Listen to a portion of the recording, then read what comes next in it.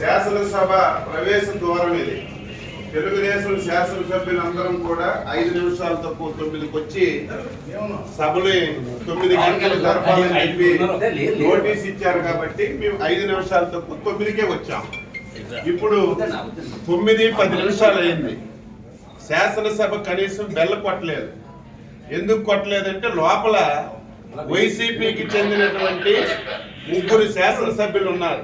అంటే ఈ ముఖ్యమంత్రి మీద, ఈ ప్రభుత్వం మీద వైసీపీ శాసనసభ్యులకి ఏం నమ్మకం ఉందో ఈ రోజు ఈ శాసనసభ సాక్షిగా ఈరోజు తెలిసింది.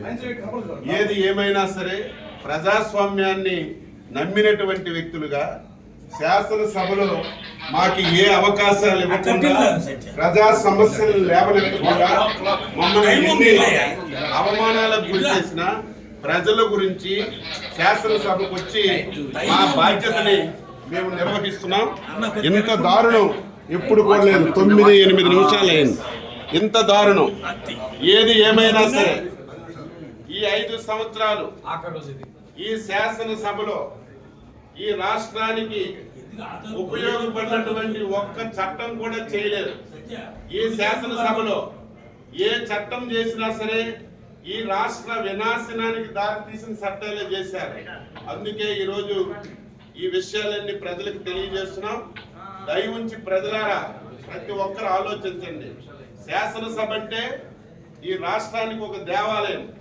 5 కోట్ల మంది ప్రజలకి న్యాయం చేసినటువంటి సభ ఈ సభని ఇంత దారుణంగా తయారు చేశారు.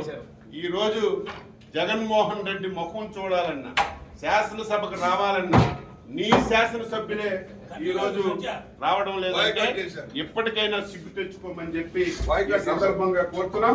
10 నిమిషాలు అయింది. మేము ప్రజాస్వామ్యాన్ని నమ్మిన వాళ్ళగా శాసనసభని గౌరవించాలని 5 నిమిషాల తక్కువ 9కి వస్తే నీ అధికార పార్టీ సభ్యులు ఒక్కరు కూడా రాలేదంటే బుద్ధి తెచ్చుకో జగన్మోహన్ రెడ్డి అని చెప్పి